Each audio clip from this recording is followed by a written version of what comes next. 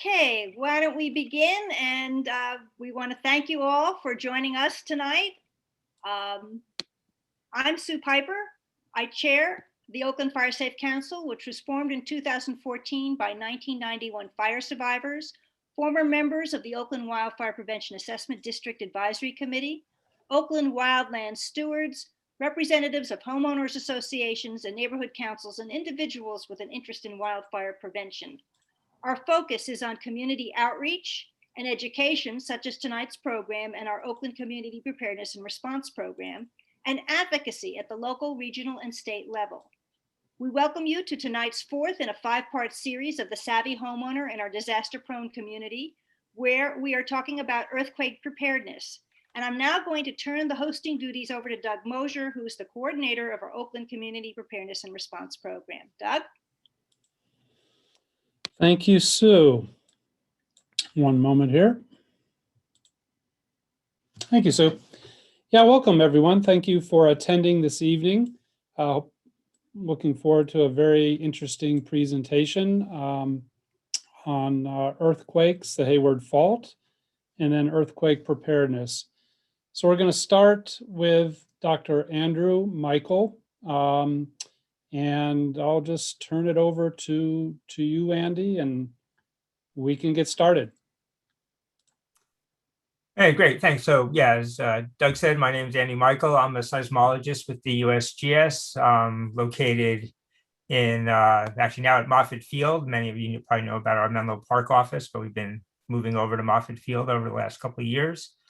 And my main interests are how sort of the processes of earthquakes, the physics of how they work, and then how we translate that information into earthquake probabilities and hazards assessments over timescales ranging from days to weeks in aftershock sequences to decades for what we call probabilistic seismic hazard assessments that underpin our building codes. And today I'll be talking a little bit about earthquakes in the Bay Area and also about a project we did on about a large earthquake, a scenario for a large earthquake on the Hayward Fault. So let me share my screen and get my PowerPoint up here.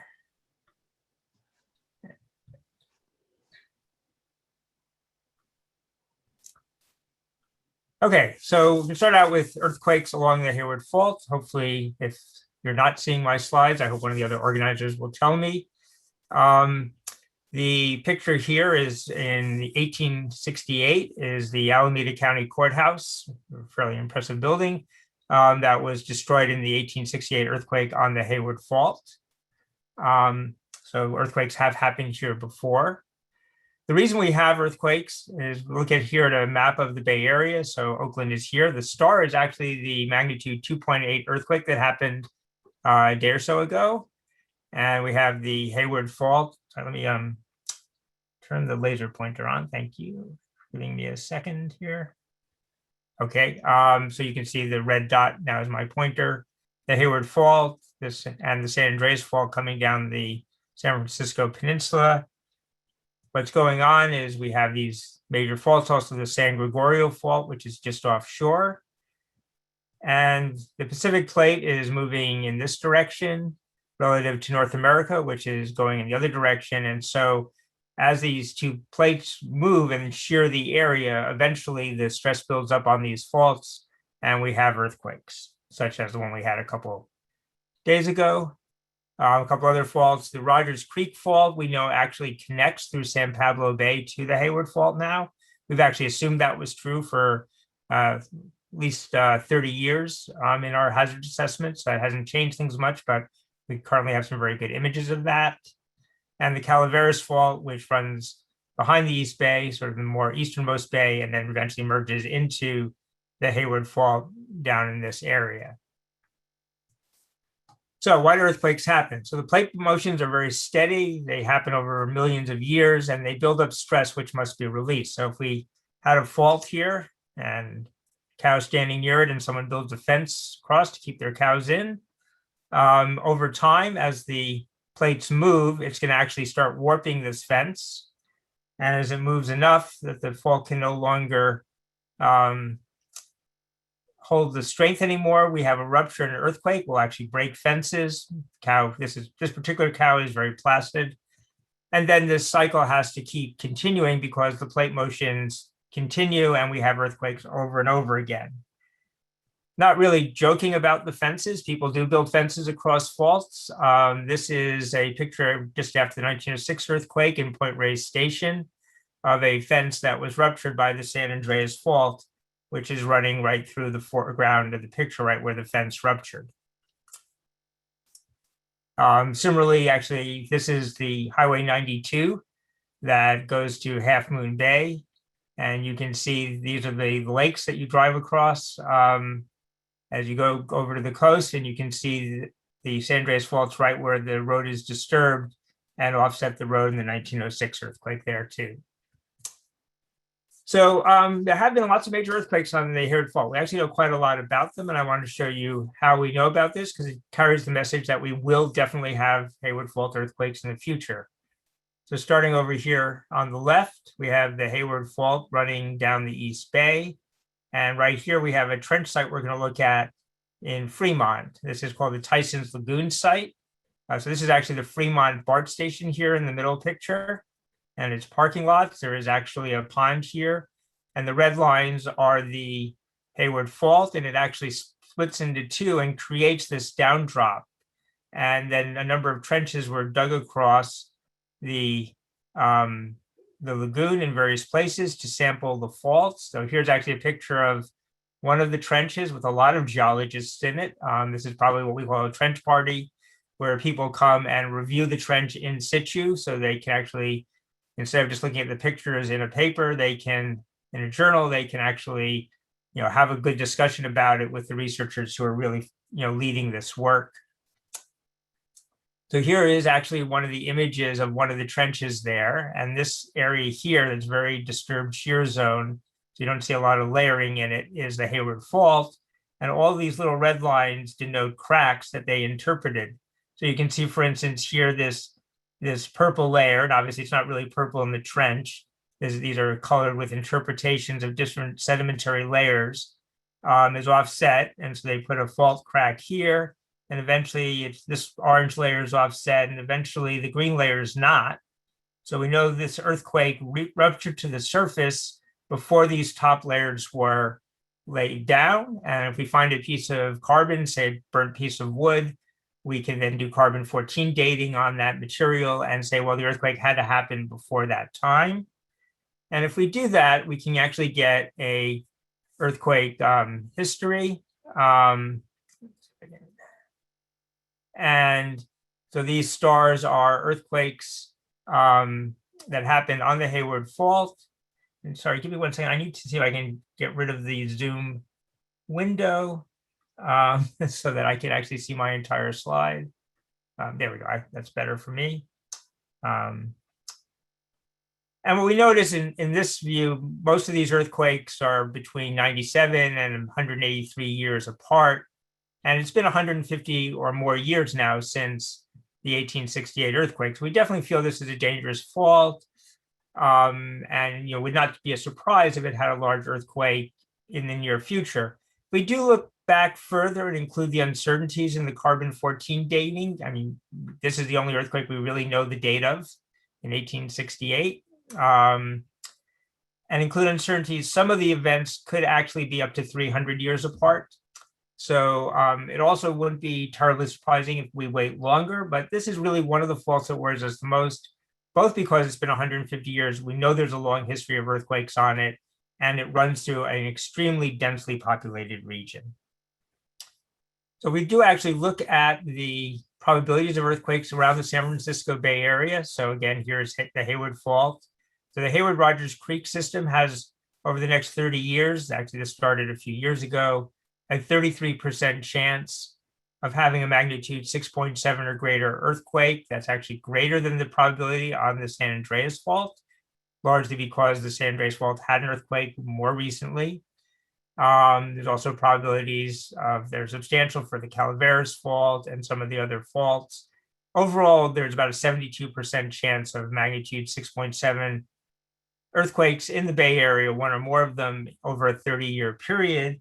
The reason we focus on a 6.7 is this is a map of the shaking of actually the Loma Prieta earthquake, which was a 6.9. And you can see that it had very widespread effects. Of the orange and red and yellow areas are areas of damage.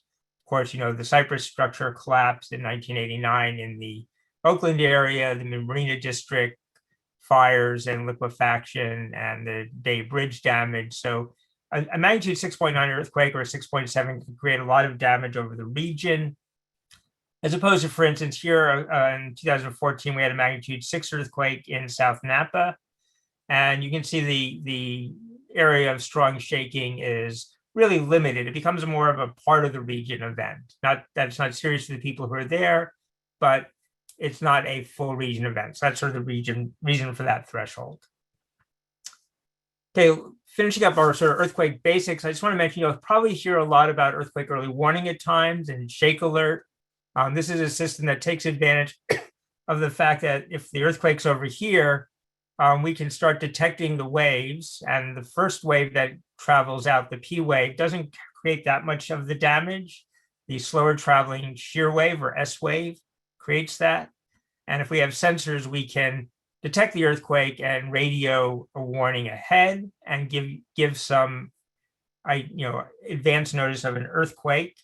This is a tricky business, however. I want you to understand there are some limitations. Here, for instance, idea of an earthquake starting up in Northern California, like 1906 could have been. 1906 actually started here. But this is a 1906-like earthquake, but we're guessing maybe one could start up on the North Coast.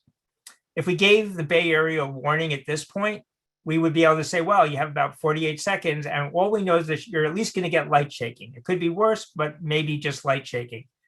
If we wait for the earthquake to develop further, earthquakes don't happen instantaneously. The ruptures travel along the fault. If we waited to this point, now at this point, we're sure that the Bay Area is going to get strong shaking or very strong shaking, but now it's only going to happen in 8 seconds. So there's going to be a balance between, do you want to be warned early and often, or possibly too late to do very much? And we're still, working on that balance and seeing what people want best. It's a calculated risk. Think about this area here as that was hit by a tornado. These people really needed to be warned, the people right down the middle. And so those are the people who suffered damage, but you had to warn everybody else because you didn't know exactly where that tornado was going. So in general, warnings have to balance between warning more people or doing a bad job warning the people who really need it. Okay, that's going to be the first part of my talk, and I'm actually going to get out of this PowerPoint because I think one of the other things that's important living in the Bay Area is to know how to get information about earthquakes when one happens. So this is the Earthquake Hazards Program of the USGS website, and it's actually just earthquake.usgs.gov. I think if you actually just Google earthquake, you will probably get this as one of your top hits. One of the nice things here is there's a way to get to maps of the latest earthquakes around the world, including in the Bay Area. And there's also just a list of significant earthquakes, such as, for instance, this magnitude 6 that happened in India, in the northeastern part of India. The 2.8 we had the other day doesn't make it to the list of significant earthquakes. But if you did click on latest earthquakes, you would get to a map. Actually, it starts with a map of earthquakes around the United States in the last day. I've already optimized a map for the Bay Area. In blue here, I've already clicked on the 2.8 we had the other night, and maybe I know some of you felt. And if I do that, I would get a link here to more information about that earthquake. And some of the things that are here are interactive maps to look at it.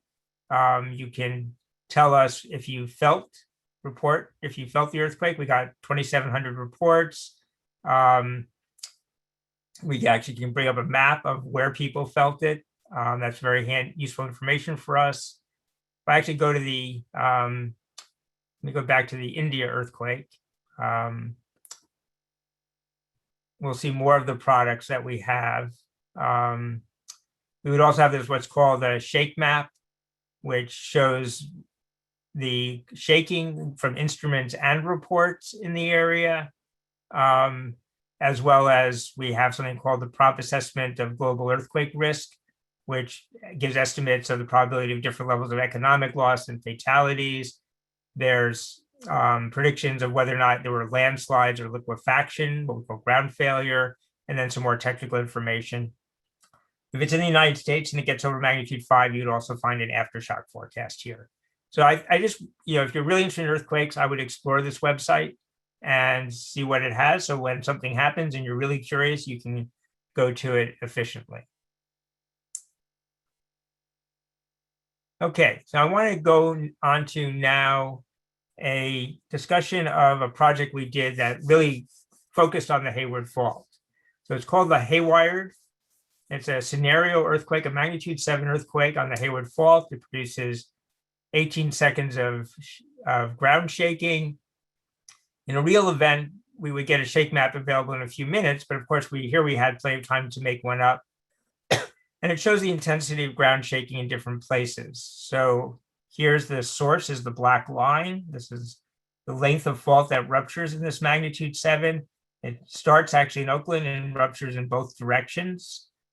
We could have changed it and put it at one end and then rupturing only to the south, in which case this would look different. We would get more damage down in this southern part of the region, or if we reversed it, we could have gotten more damage up in the northern part of the region. So this is really just one realization of a possible earthquake, but it lets us really go into a lot of depth to try to understand what we can learn. The wired part of this is because we really wanted to look at the issues of how our society is tied together by telecommunications, data services, and a lot of other lifelines, such as utilities. Because earthquakes effect can cascade. There's not just the shaking, it's what the shaking does to things, and then what those things do to other things, like we often have fire following earthquake. And we wanted to look at a whole range of things. So we start with the earth science, the ground shaking, landslides and liquefaction, aftershocks, fault slip. We then looked at the impacts on engineered structures, and then the consequences of those failures of engineered structures on our society. Let's just realize how connected our society really is. This map shows water transmission systems, long-haul fiber optic cables, the major roads, gas and petroleum pipelines, electric transmission lines. But remember that really all of these things exist on every single street. So this is just a map, and it's already quite a web of connections of just the major lines. It doesn't actually show us all the detail of every water line that's running down every single street. We look at in the upper left, this is a map of the slip that happens in our scenario earthquake. Red is higher amounts of slip, up to a few meters of slip, 2.5 meters of slip. And so here's some fault slip at the surface a few years ago in New Zealand in what was called the Kaikoura earthquake. And on the right, we have a map starting in Richmond, going down through Fremont. And on the vertical axis, we have the number of lifelines that are crossing the fault where it ruptures. So here in Richmond, at this point, for some reason, there's over 20 lifelines in this, probably 1 kilometer of fault. And in orange, we show the ones that will be affected by slip during the main shock. And then in blue, ones that we believe would then also be affected over the coming weeks and months by what we call afterslip. And we might also have afterslip in these northern regions. So you just have to realize that there's a huge number of lifelines crossing the fault, many of which might be destroyed or ripped apart by the earthquake.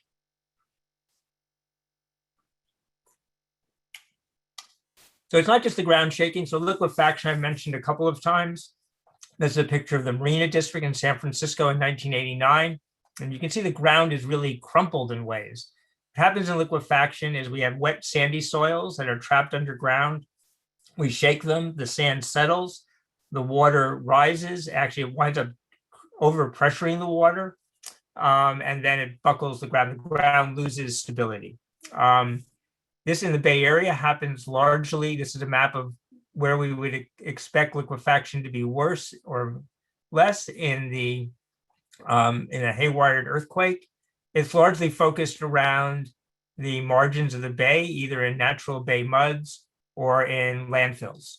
For instance, the Marina District, this was all just sand pumped out of the San Francisco Bay, actually filling in around rubble from the 1906 earthquake. So it's very, very poorly engineered ground. We can engineer fills much better than this, but we have to actually take the effort to do that, which we, of course, do now, but we still have plenty of older fills around the Bay Area.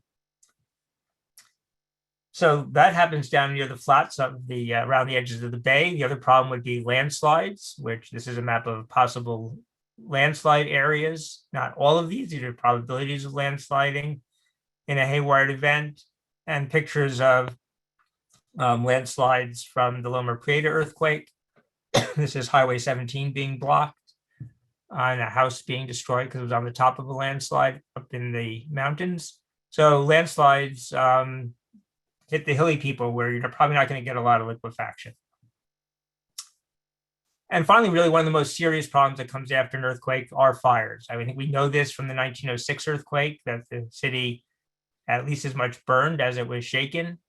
In a Haywired event, we estimate there could be 670 fires that are ignited. I think we can imagine in the Bay Area, we do not generally have 670 fires simultaneously. We literally are not equipped to fight that many fires. And it's a reason why things like strapping in water heaters so they don't fall over and create fires is extremely important.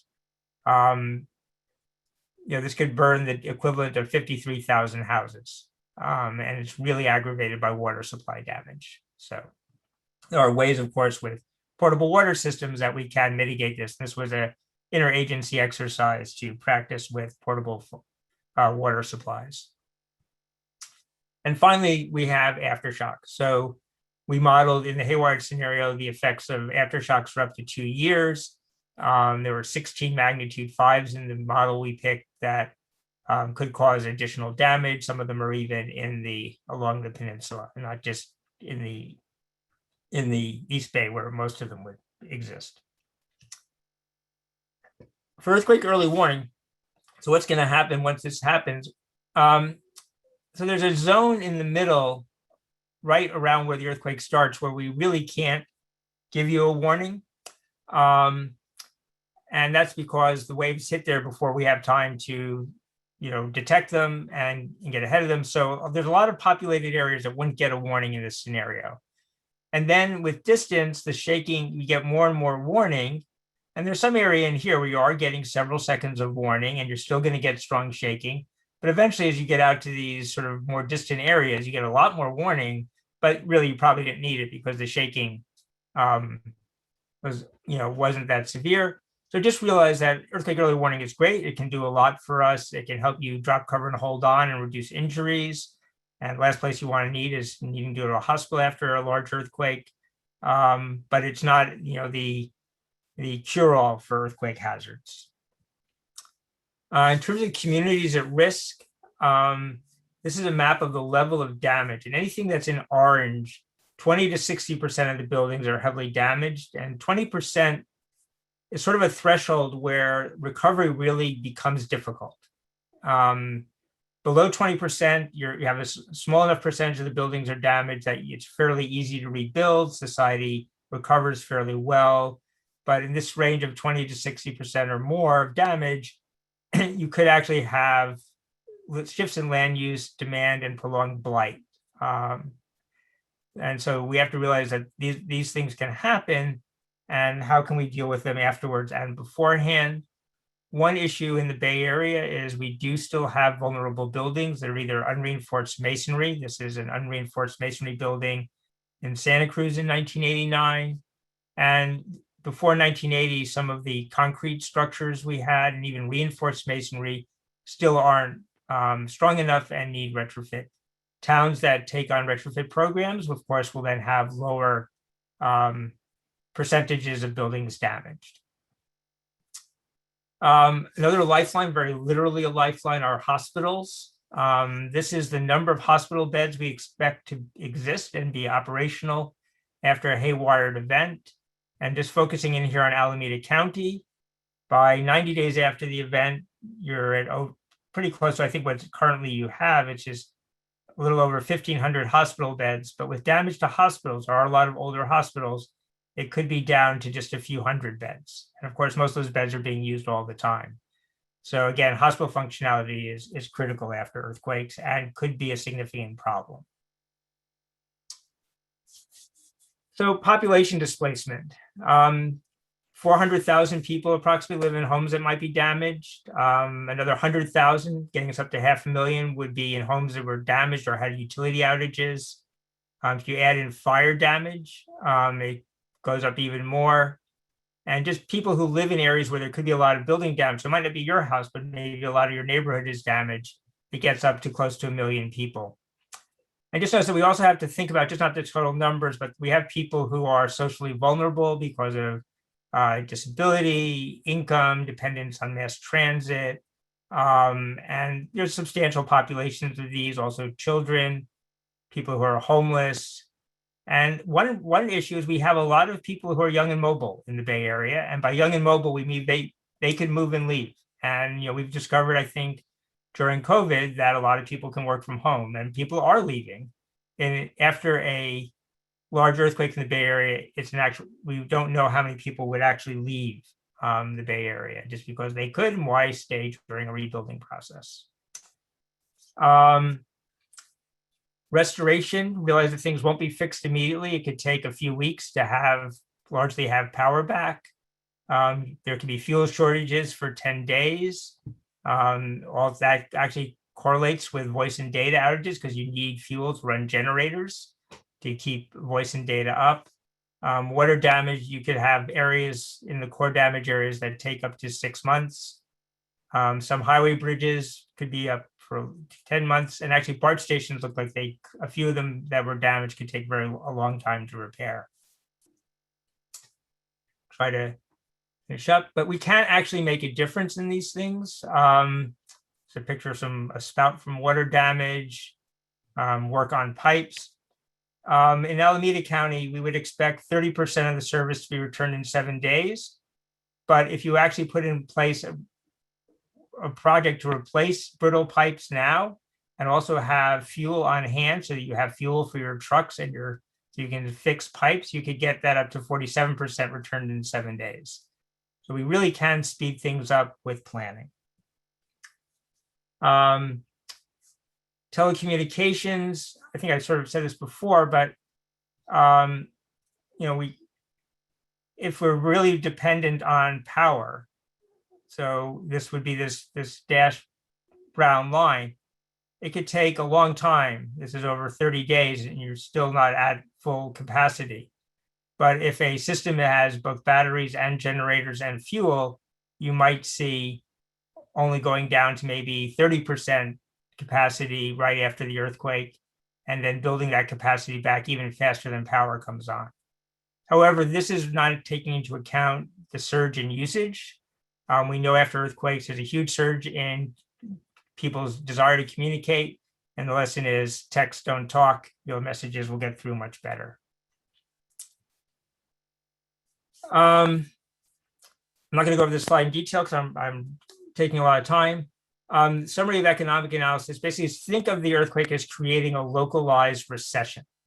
It could be as deep as some of the general recessions we faced. We probably would rebound faster because it would be a localized recession and the rest of the country wouldn't be feeling the same thing. Plus, you do get some increases in money coming in due to rebuilding. Skip that. I went the wrong way. That's what happened. So some issues to remember. Earthquake insurance is lacking for most people or only covers a small percentage of losses. So you can't, this is a real problem in earthquakes, is that people don't necessarily have the money to rebuild. As we've seen in COVID, cities will see revenue losses while they're being asked to provide more services. And as much as we can look at the economic losses, and we have done a lot of analysis, the multiple disruptions of people's lives, we have to realize that the impacts on some of the people will be actually more devastating than the impacts on the economy. But there's really a lot we can do. We can retrofit structures. We can make sure structures are fire and earthquake resistant. We can work on additional firefighting systems with portable water supplies. We can plan for housing, plan for how we're going to get access when highways are blocked and transit is damaged. Businesses can look at resilience plans. What would they do if they need to, deal without their facilities that are damaged? And really just in general, that planning across both the public and private sectors, both and public being both government and the actual, citizens, we can actually prepare for these earthquakes and, improve the scenario for what happens after the earthquake. The scenario of the earthquake itself is not going to change, but we can change the part that comes after the earthquake. So I'll stop there. Thank you.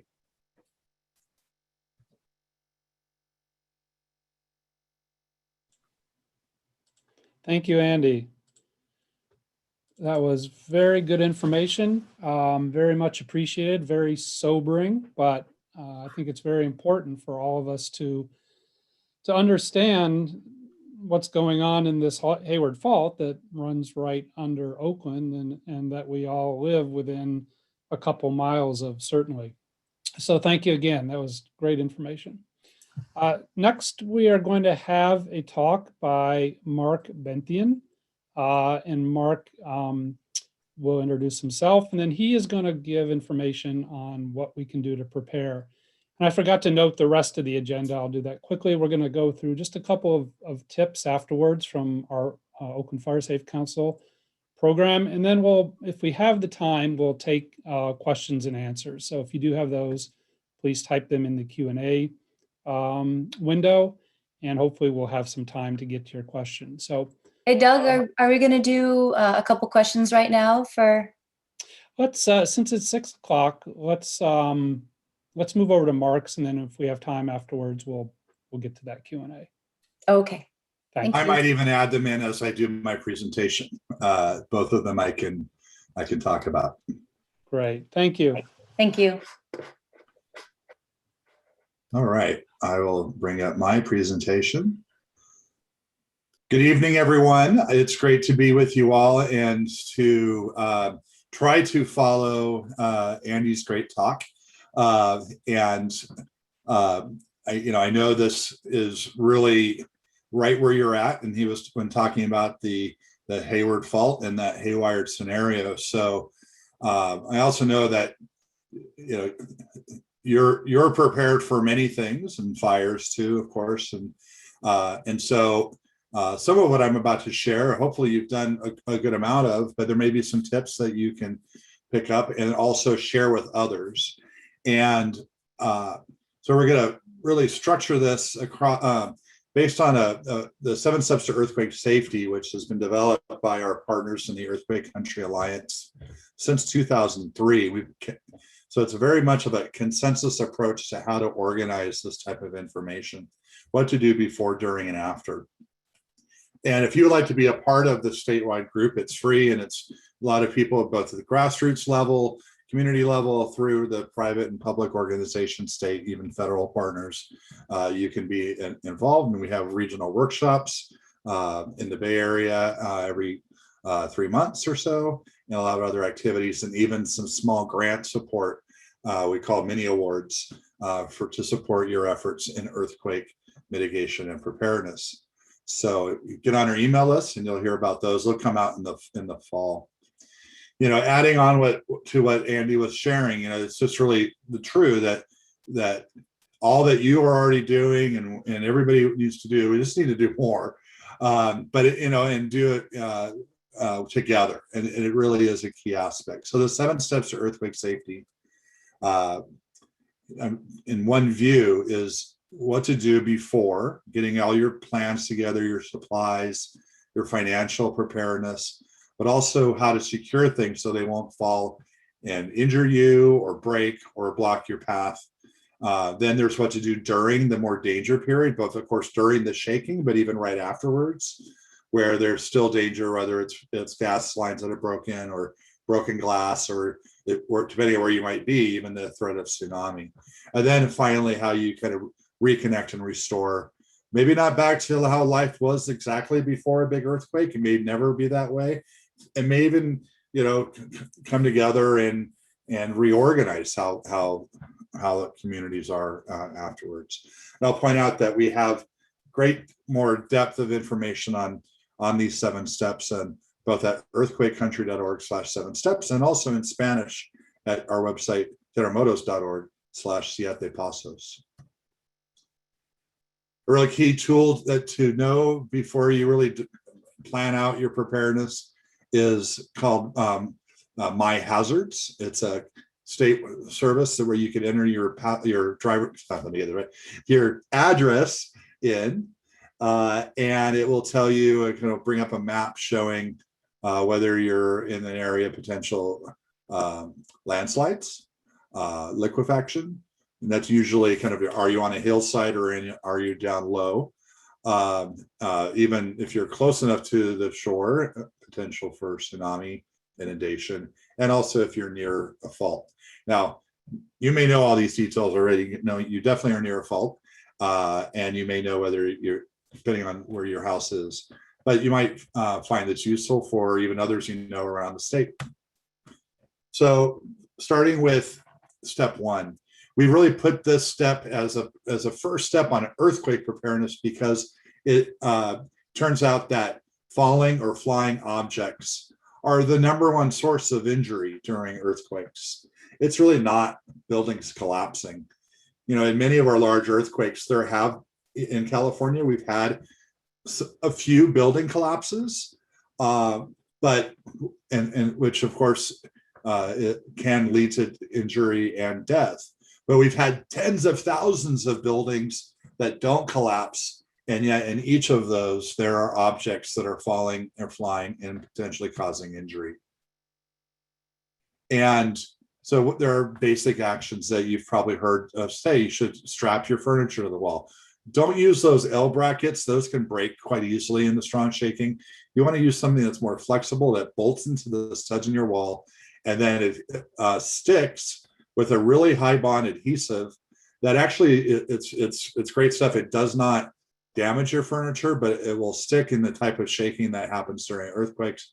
And there's one that has like a Velcro, so you can undo it if you need to move the furniture. Other brands, they have like a buckle that you can undo that. And you really want to think about what would be a problem if it were to fall, not only by hitting or breaking, causing damage or injury, but blocking your exit or blocking the entrance of people coming in to rescue you. And get this started, and one by one take care of those items. TVs and other types of electronics, but our TVs have gotten thinner and wider and easier to fall, and are even already the source of more childhood injuries than anything.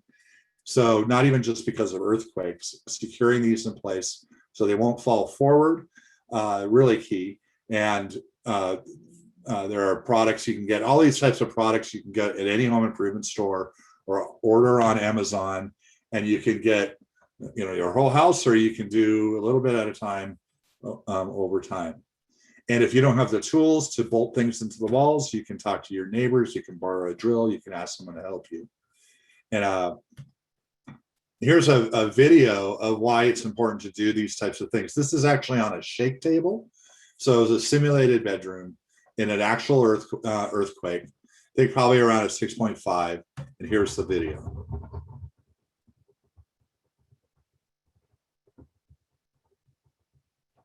So of course the TV fell, the bookshelf fell, and if it was close enough to you, it could have even fallen on the bed. So we do recommend that during earthquakes, you stay in bed, turn over, lay face down, cover your head with a pillow, do not get up. There may be broken glass from a window like that you'd be stepping into, and the bed may actually be moving around.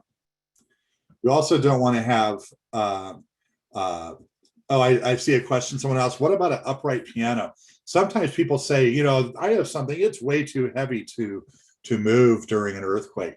But one thing you want to think about is that the entire ground for 100 square miles around you is moving up and down. Your piano or other object that maybe seems so heavy will or can certainly move and fall over, maybe even be thrown. And so really you want to secure everything. Now, an upright piano, securing it to the wall, maybe you don't want to, in the same way with those straps, you might want to, because it is so heavy, you may want to put it both at top and on the back near the bottom. So that's really fully secured. Okay, so wall hangings, you basically don't want to have something that has glass that could break and shatter on top of you near where you spend a lot of time. So not above your bed, not above your desk. Really think about the placement. And then there are also some types of hooks you can get that will prevent things from, especially with the wire types, from falling off the wall, literally from bouncing up and down and falling off. It's better, the heavier item you have, the more important this is, especially even to also be screwing that screw, not just a nail, but a screw into the stud of your wall. Smaller items really do resist the shaking and motion and earthquakes if you use a type of earthquake putty or museum wax. Maybe not the largest or most intense shaking you might experience, but for a lot of the earthquakes that we'll have on a regular basis, they're 4s and 5s, and depending on the location, even larger earthquakes if they're far further from you. And these can protect your collectibles, glass items, again, preventing glass from shattering and being something that becomes a danger is really key. And it's also, in a very similar way, important that you secure your kitchen cabinets, really the upper cabinets where things are, where people probably keep their glass and plates and such, so that it's not falling and breaking all over the floor, not causing a mess you have to deal with, not perhaps if there's food and items in there you would lose. So consider that. And there's a variety of types of latches that you can have in your cabinets. Some that you just push and it pops open, some that you lift a latch, some that even fall into place only during earthquake shaking to latch your cabinet. Here's another kind of movie from another shake table down in San Diego about 10 years ago, 15 years ago now, I guess. Maybe it's even 20 years. And I don't know, think about it. And this is showing a kind of a setup with in a big house, and they had kind of a big hole in the wall where we could look through. And you can see items like the water heater that I'll replay this water heater on the right that's going to fall right up. Oops, let me play it again. Get back. Okay, here we go. There's a filing cabinet that tips over, that water heater, a lot of things that are falling. There's a TV, so it's just, this really is what can happen in real earthquakes. Here's even another image from a test in Japan showing a very heavy, tall piece of furniture and a refrigerator, and a model here, not a real person.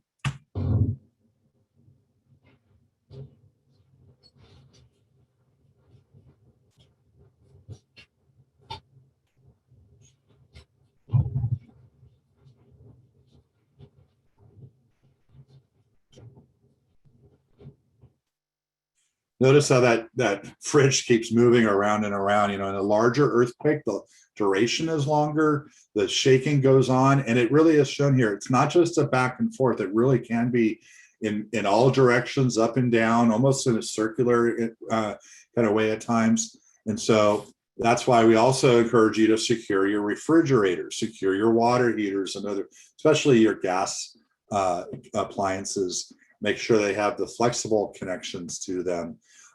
This is really important. Of course, when an earthquake happens, overall your gas lines may be in danger. So, and also the importance of securing a refrigerator is that you won't have the items spill out in the same way. If you keep your refrigerator closed, it is a cooler, and your food will last for a few days if the power is out.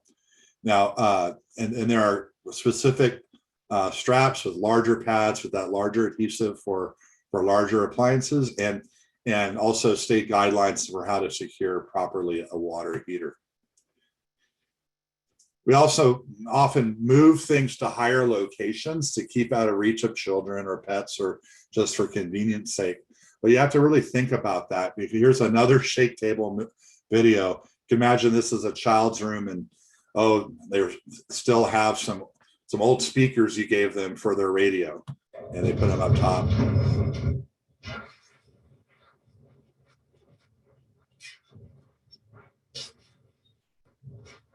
So the real obvious thing here is when you secure items, there is another aspect. It's just don't have things up tall, up high, where they might fall and hit someone.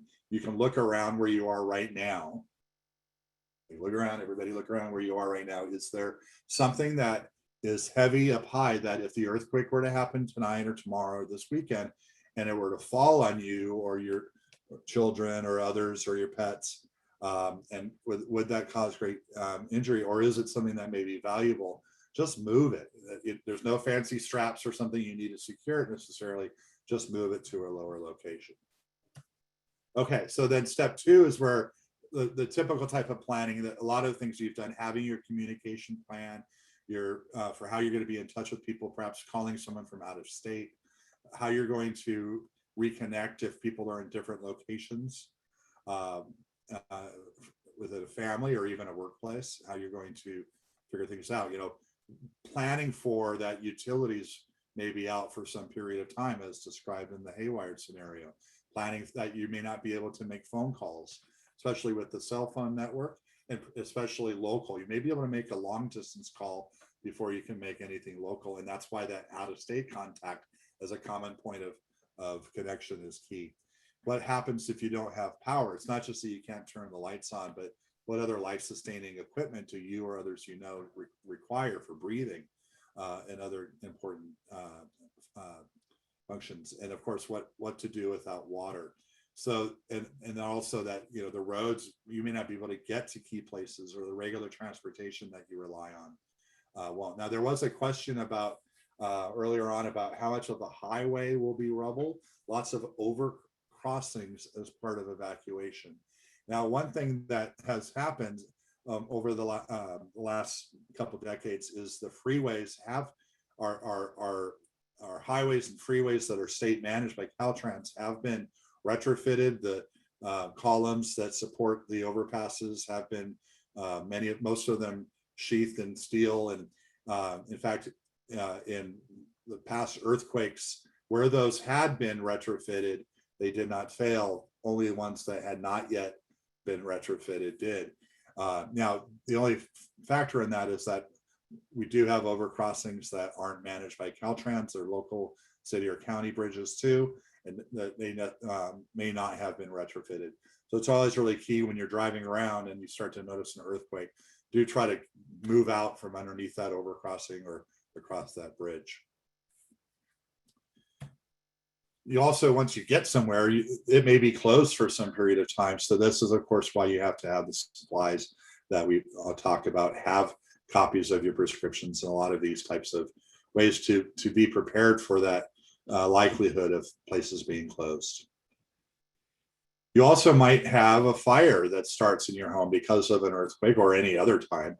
So having a fire extinguisher, knowing how to use it, getting training on that, putting out the small fires before they become larger and affect, you know, maybe burn your own home, burn your neighbors' homes, and beyond. You could all that we heard in the Haywired scenario really tells us that the fire departments all over the region are going to be very busy rescuing people in different settings. All the people trapped in elevators, they may not get to your fire.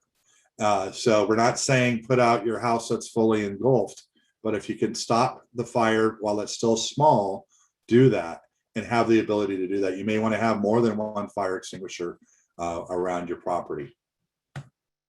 And of course, know how to turn off your utilities, especially the gas, because you can turn off the water, you're going to prevent water loss and maybe prevent some contamination. You're turning off your gas if you smell or hear or see leaking gas. See it maybe blowing dust on the ground. That's how you might see it, because that's really preventing that fire loss or explosion. And you can either do that with a wrench that you keep by there to turn the valve a quarter turn to turn it off, or have a gas shutoff valve The thing with either of these situations, you don't want to turn the gas off if you don't know, you can't see or smell or hear the gas having a leak, because the utilities really do want you to wait for them to come and turn it back on. And the question in the chat, how do you determine if it's safe to turn back on? It's really, you don't know if there actually is a leak further in your home still, but basically the first part of what I was saying is don't turn it off unless you're sure there is a leak. Okay, and there's a lot of questions that can follow up on that. It's also really important, as you all are, be part of a local program for preparedness, CERT teams. There's around the state, there are different types of programs. In the Bay Area, we're working to expand a program called Neighbor Fest. That's getting neighbors together for a block party and talking about their preparedness. And if anyone there is interested, it's a program out of San Francisco that's been really successful. We're looking to find new models and new pilot programs around the Bay Area and around the state for that. There's also some great material now for children on earthquake safety, rocketrules.org. You can download booklets that are stories, English and Spanish, and also activity books that coloring and crossword puzzles and matching games and other activities in many languages. I think now 9 languages. So go check that out at rocketrules.org.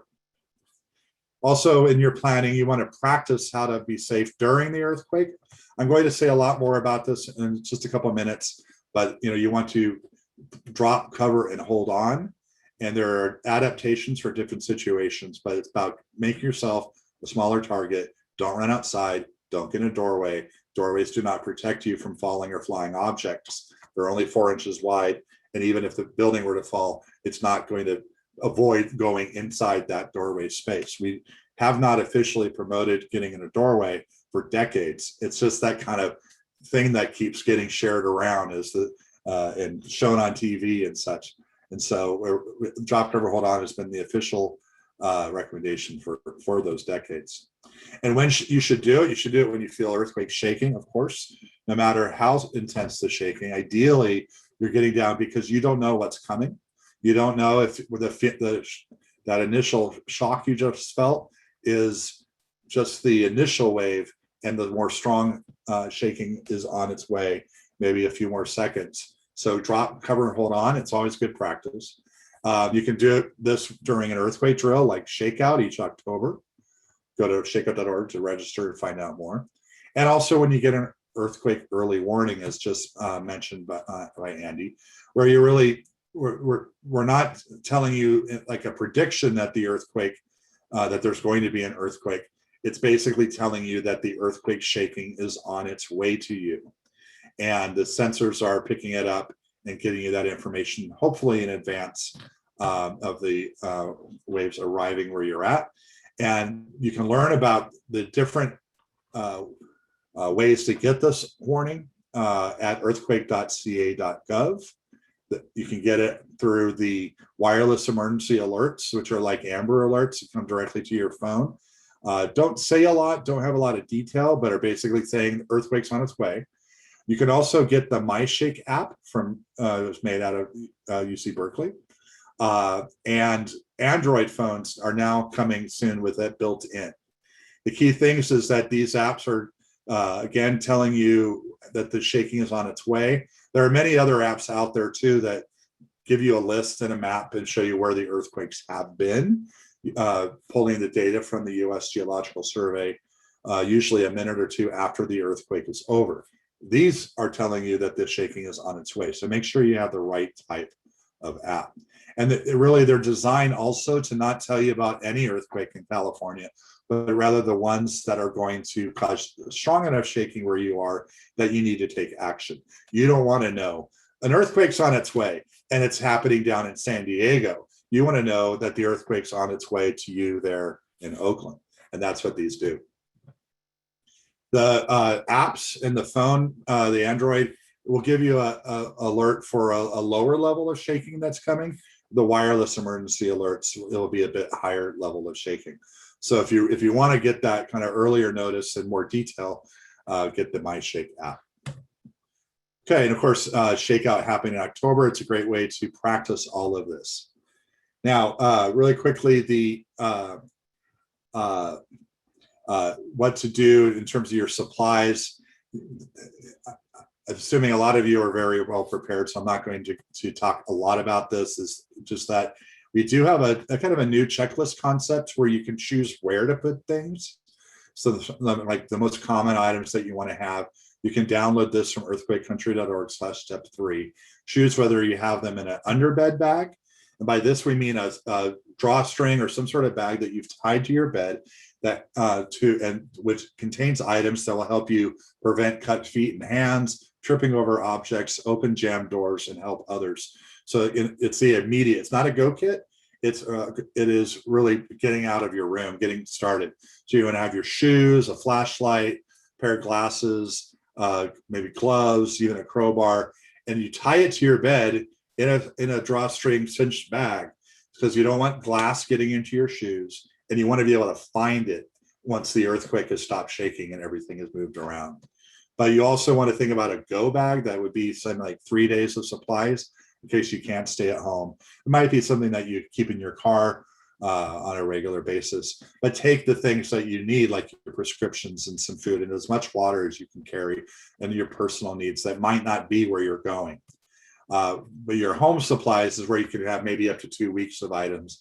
And this just is really as much as you want to go. But always we're talking about a lot more water than you probably have stored already, and get more because the water may be out for weeks, and you really will need a lot of water. A lot of other supplies that you can talk about here. And if you're back to work, your employer may provide some supplies, but what personal supplies do you need to bring in as well? Make sure you have. Now, as far as what we call minimize financial hardship, it's making sure that the information that you're going to need, and insurance information and others, are organized, that you may have retrofitted your property, making sure that your home won't collapse. You won't lose your biggest investment if you're a homeowner, and considering insurance to provide that backup for rebuilding as well. And so FEMA has a really great booklet called the Emergency Financial First Aid Kit, where you can get on ready.gov or just kind of search for that for organizing your information. You also want to think about having a small amount of cash at home, having an emergency savings account, small bills in the cash that you save, ones and fives, so that you're not paying $20 for a bottle of water, which has happened in past disasters. Our buildings are getting better, and especially homes built since the mid 70s in terms of the building codes, and steadily improving. But older homes may need to be retrofitted, and there's a variety of types of homes, of course. There's some that have the crawl space underneath them that you might be able to get some funding from the California Earthquake Authority for this type of collapse. And the program's not open now for applications, but you can go to earthquakebracebolt.com and ask about, or enter in your email so that you'll be notified when that becomes available. And that answers one of the questions about assistance in earthquake retrofitting. That's financial assistance. If that's in terms of like an engineer, you can look up the Structural Engineers of Northern California, Structural Engineers Association of Northern California. They'll have a kind of a engineer referral link. You can find someone to come and see what type of retrofit might your building need. If you may be in it or know people who are in an apartment building like this, maybe a condo where there are single spots that you drive under and there's thin poles that hold that up. That is also a very vulnerable type of building. In the Loma Prieta earthquake and the Northridge earthquake, these were the common buildings that collapse. Those poles do well to hold up the force of gravity, hold the building up, but when the sideways shaking of an earthquake happens, they don't resist that. And so the solution is putting in these big steel frames, not everywhere, but along the building. It's a little bit of an inconvenience for a while, but very well worth it if you're a tenant. If you're in a building like this and this hasn't happened, talk to your homeowner or the building owner or manager and encourage them to find out about this. Earthquake insurance is available for homeowners, condo owners, mobile home and owners and renters. Renters insurance is a really great deal right now in terms of the costs. Not like it's right now there's a deal, but it's always a good idea that covers your belongings. And you can adjust. You can go to earthquakeauthority.com and adjust the sliders here to customize your policy. During an earthquake, you want to protect yourself, and this, as I said earlier, really is consensus advice from research based on how people get injured during earthquakes, and our urban search and rescue firefighters who go around the world do recommend that if you can put yourself in a spot that you're not going to be hit by falling or flying objects, that is really your best recommendation. Not running outside where things are falling off of buildings way often before the buildings themselves are falling down. It's really going to increase your chance of survival. You want to drop to your hands and knees where you are, and then cover your head and neck with your arm and hand as much as you can. Get your hand over your neck and your elbow up as high as you can. And if there's a sturdy table or desk nearby, crawl underneath it for additional shelter, then hold on to it. If there's not a table, get next to a wall away from windows and other glass. And that way you're at least having one side of you protected from things that might be coming at you. The whole goal is to make yourself as small a target as possible. Now, if you can't do that, if you can't get down and get back up again on your own, you want to bend over, stay where you are, stay in bed or stay seated, sit down, cover your head and neck, much like we recommend for people in wheelchairs. That in that situation, we recommend locking your wheels or setting your brake or turning off the power chair so that the chair is not going to move around, bending over as much as you can, covering your head and neck. A lot more guidance on this at earthquakecountry.org/disability.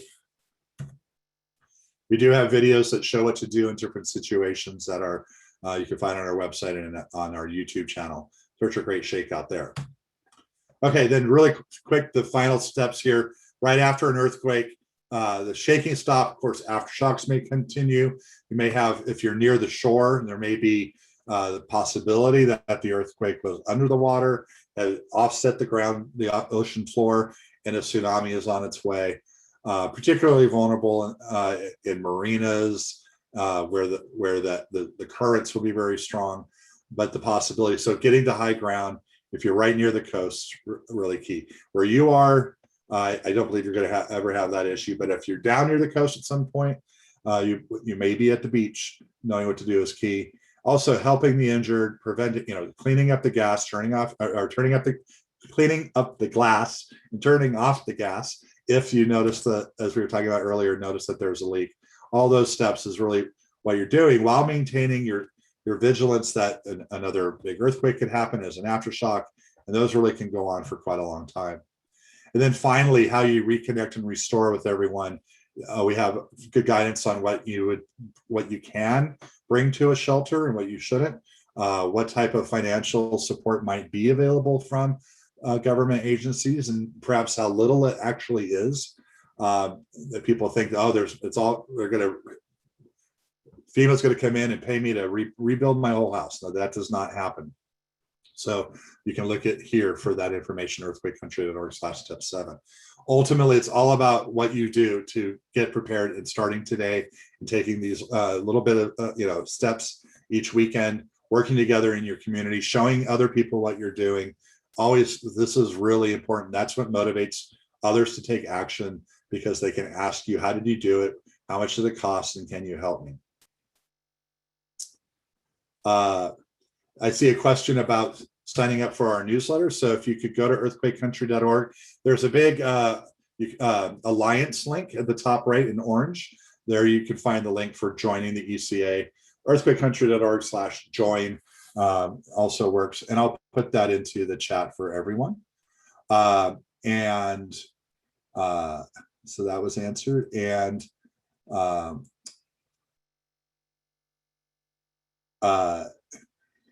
yeah, the question about maybe Andy, there's a question about, if you're still here, Nancy lives by Merritt College and told they are on shale. Is that better if an earthquake strikes? What do you think? So actually, I looked it up actually. So shale is slightly better than average for earthquake shaking. So it'll reduce shaking a little bit, but not so much that you wouldn't want to do all the steps that have been discussed here. Most likely you wouldn't be at risk for liquefaction. Depends what's above you, whether or not you're at risk for landslide. Even in shales, you could possibly have landsliding. So a little better, but doesn't really exempt you from preparing.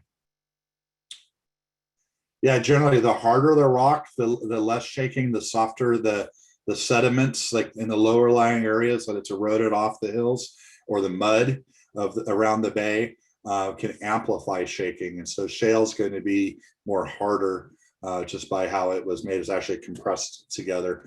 So thank you, Andy. Yeah, I think that's right.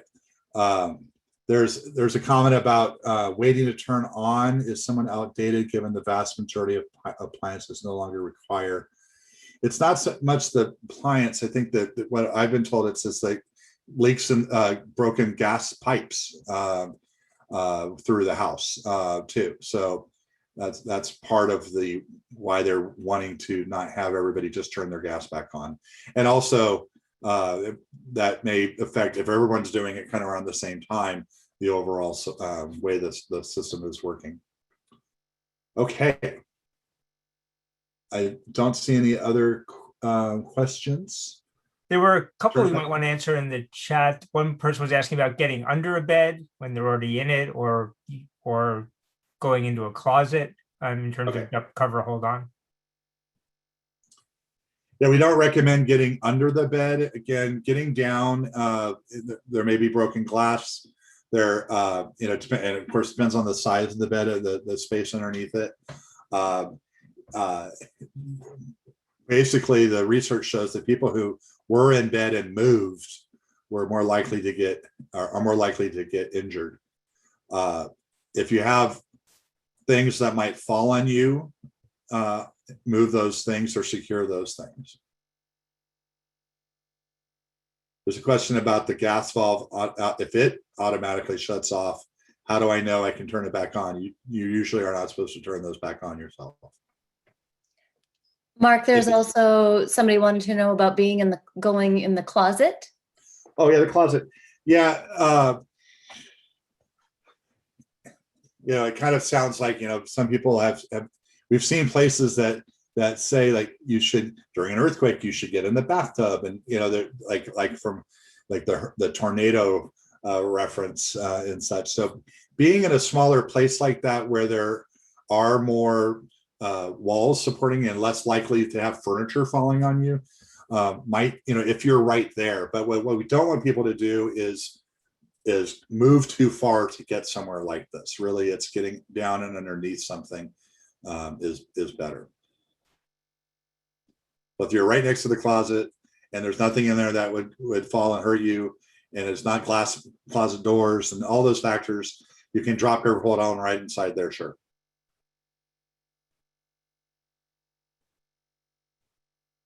There's a question about a site for the Bay Area that shows probability tables for size of earthquakes.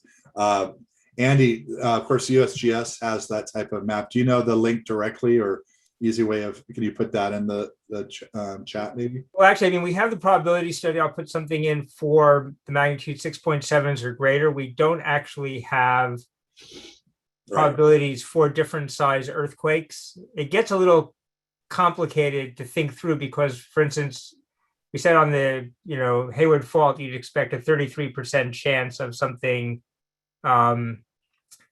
that size or larger. Generally you have 10 times 6.7 or larger. You generally get about 10 times as many earthquakes for every time you go down one in magnitude.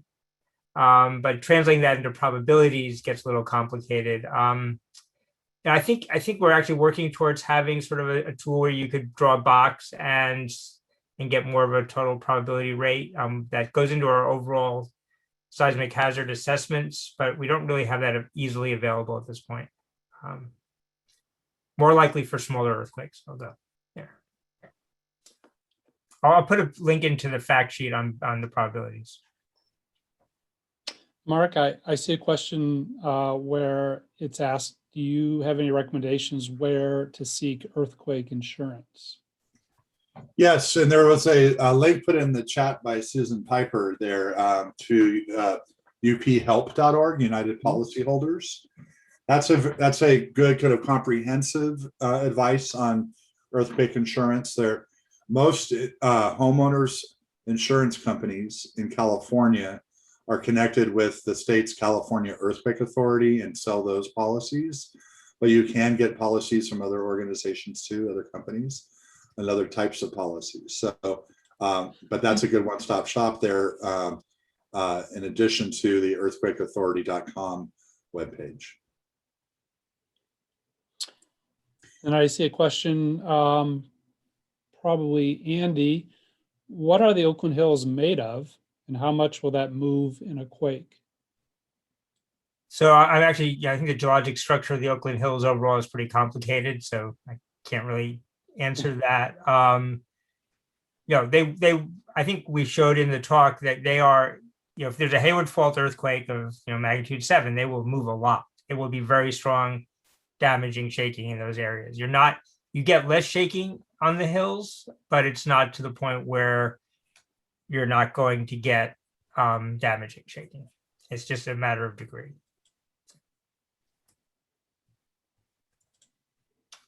I'm going to grab this one on aftershocks. So it says, how big or soon after, in danger of not staying put. So basically aftershocks slow down at a rate of a factor of 10 for every unit of time. So actually for every 10 units of time. So on the 10th day, we'll have a 10th the aftershocks we had on the first day. So they slow down fairly dramatically, but they can last a long time. In Puerto Rico, we had a very active aftershock sequence that really started in December and then had a very damaging earthquake in January of 2020. And they had the last damaging aftershock was in August. They're still having enough aftershocks right now that I can't rule out them. They could very well still have another damaging aftershock.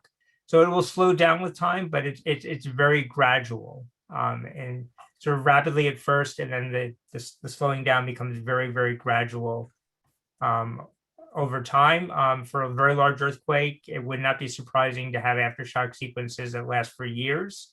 They'll get to the point where you're not really noticing them that much, but they still increase the risk somewhat.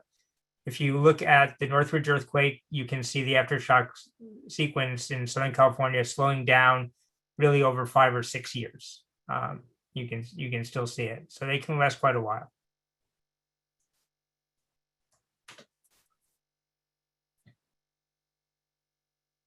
Thank you. There's a question or a comment. Are seismic professionals starting to promote building electrification as a good way to prepare for earthquakes and to avoid fire issues related to gas, and good for the environment? I'm not hearing that as a regular change from there's a lot of changes to even not having a water heater is one example, where a water tank rather having the electric tankless type of water heater. And one issue with that is that you lose that 30 to 40 gallons of water that you might get stored. But I haven't heard this as a main kind of policy change that's being recommended. So I mean, that's an interesting question, because obviously that's something that's being pushed for climate change, overall electrification. And it could very well have the ability to reduce fires by removing gas as a source. But of course, electrical fires can start too. So you're still going to have to make sure things are wired in ways that don't start electrical fires. There's still an ignition problem there, but it doesn't hurt to not have the gas out of there. There's a question of what qualifies as an aftershock versus its own earthquake. Really, they're all earthquakes. Really, after what we call something an aftershock, we're saying these are smaller events that are happening at a higher rate than they were before the biggest earthquake in the sequence. But they are all just earthquakes. They're just, earthquakes trigger other earthquakes. We actually use something that you're probably not very familiar with, which are epidemic models. And we actually use what's called an epidemic type aftershock model. And each earthquake can create its own aftershocks. And occasionally you'll get aftershocks that are larger than the one that caused them. And that's when we have foreshocks before a main shock. But to some degree, there's a lot of semantics involved here. Is surface rupture more likely on any certain area of the Hayward Fault? I'm going to say no. Any part of the fault that has a big earthquake underneath it, you're going to get surface rupture.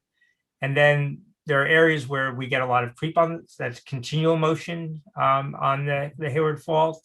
But I think in those areas we can still get what we call co-seismic, or during the large earthquake rupture. We might also in those areas get continued, just like aftershocks, post-seismic slip. So the things that we try to fix might keep getting broken if they're very rigid. Andy, might you say that all along in the Haywired scenario, that mostly the entire length of the rupture, there would be surface rupture? Yeah, but it might be more in different places. Yeah, it'll vary largely based on the details of that particular occurrence of a magnitude 7 on the Hayward Fault. We don't expect them all to be the same, but really anywhere utilities cross the fault, they're at risk. Are the last 2 small earthquakes in the last week indications of anything? Small earthquakes can precede a larger one. Earthquakes cluster. There are foreshocks, but these 2 they're not very uncommon earthquakes. They're really a reminder of the overall process we have going on in the Bay Area, that plates are moving, the faults are producing earthquakes, and it's nice that the Earth doesn't let us just forget about it and not prepare for a big one. And Mark, I don't know if you saw this one about, does it help to put on a bike helmet or have one nearby? Well, in fact, I am going to stop my slides. I realize this has still been there. A bike helmet or a hard hat can be a good thing to have either in your underbed bag or your go bag. Certainly, as you start to move around and there are potential for aftershocks and things that are maybe about to fall that do in the aftershock. So not a bad idea. Thank you. I think we have time for just a couple more questions. Are there any that are still outstanding?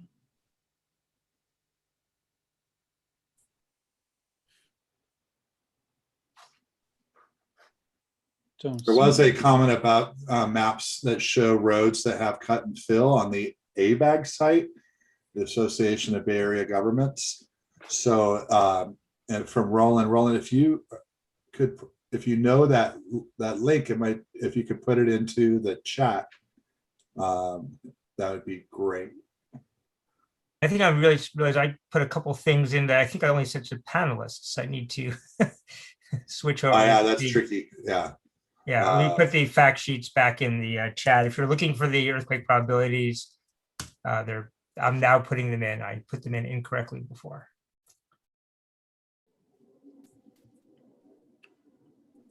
Okay.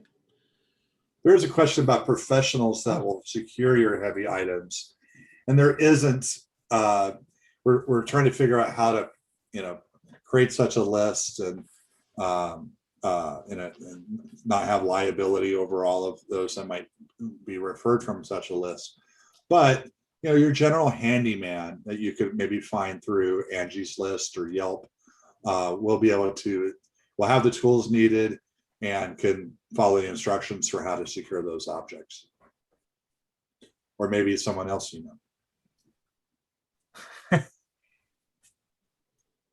But it's great and important to do that work.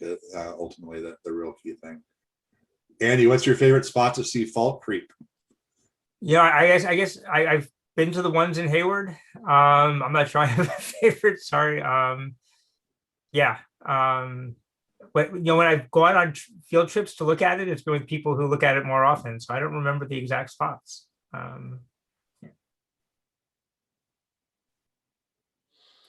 Well, thank you. We will provide this information, the questions that were answered. I mean, this is being recorded, so people can go back and take a look and see what has been posted in the chat and the Q&A. But we will also get these answers and links out to everybody in the next week or so who attended. So again, I want to thank both Dr. Michael, Andy, and Mark. Great presentations. Again, really pertinent information with these small quakes we just had, and certainly gives everyone, I hope, a better understanding of the Hayward Fault and the the risks that exist by having that fault, right in Oakland or right underneath Oakland. And then all the great things that Mark went through to help us all prepare for, again, a matter of if, not when.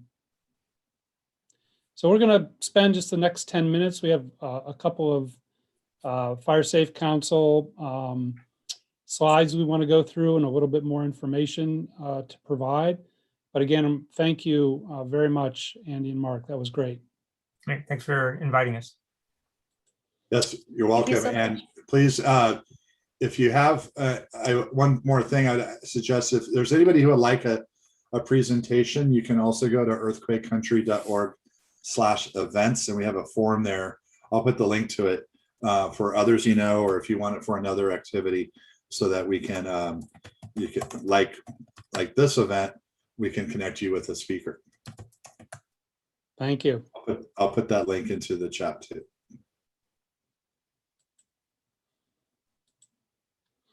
Okay, I just want to spend a moment to talk about our Oakland Firesafe Council program, which is called Oakland Community Preparedness and Response. I'm hoping most people have seen this already. We do have the website that's noted there. We created this as a way for residents of Oakland to understand what they need to do, the top 10 steps or actions to take to prepare for a disaster. Certainly that would include in our area, earthquake, of course, and as well as wildfire. So we have a lot of information on our website, and one of our guides is specifically covers home hardening for an earthquake, but we also have guides. These are just one page front and back that you can view, download, and print if you like. We have guides on personal and family preparedness before, during, and after disaster, home insurance, and there are actually 22 guides on our website. They cover a lot of different topics related to disaster preparedness and response. So we hope you take a look at these. And, as Mark noted, there's a lot of great information from Earthquake Country Alliance, of course, from other sources like ready.gov and Listos and Red Cross. There's a lot of information out there, and we tried to sort of condense all this information on our OCP and our program. But the more content, the more information, the more you can read about how to best prepare for a disaster and then be able to respond and recover, the better off you're going to be. But certainly we hope you check out our website right there. And if you have any questions, let us know. Here are some helpful resources, some links. These have already been covered in the talk and put into the chat box. But again, we can compile these and make sure that we send these out as well.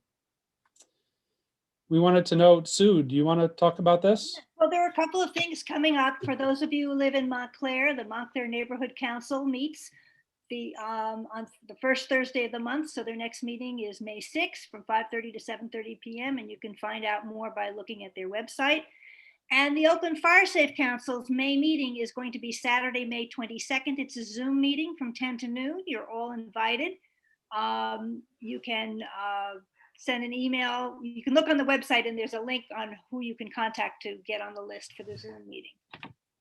And of course, you want to go to the next slide. Our last session is on insurance matters. It's going to be on Thursday, May 27th from 5:30 to 7.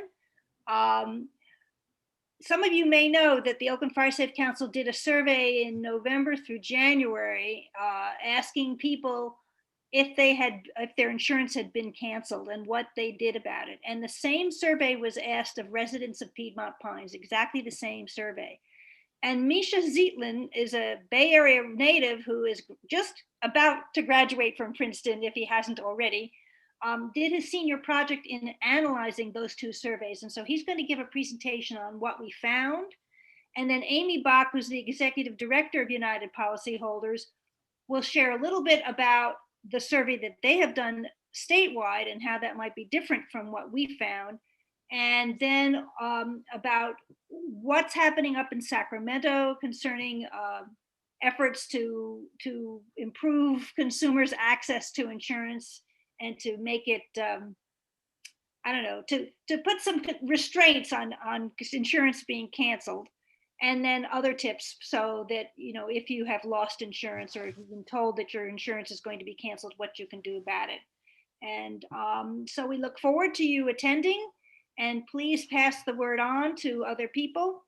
And finally, somebody raised a question about a potential, another thing that we could do. This was our first effort at doing the Savvy Homeowner series, and we are thinking of doing it again either in the fall or next year, but on different topics. Since this has already been videotaped, we don't want to repeat them. So if you have suggestions for emergency preparedness topics, you know, please send it to us at the Oakland Firesafe Council. And that is it. We thank you for Wait a minute. One more thing, Sue. Oh, yeah. Sorry. Yep. Jen, would you like to talk about our e-newsletter? Sure. I'm like sweating from putting up all these links in the chat. Can't keep up. Thank you everybody for attending tonight's workshop. If you haven't yet already, we highly encourage you to sign up for the Oakland Firesafe Council OCPNR newsletter that we send out pretty frequently. And it's filled with all sorts of very pertinent information and tips. And yeah, so if you visit either of the websites, OCPNR or Oakland Firesafe Council, you can click the little button there to sign up, and please do so and share with your friends. Thank you. Thank you, Jen. And I think Okay. Sorry, Sue? that's it. So thank you so much, everybody, and have a good evening. Yes, thank you very much.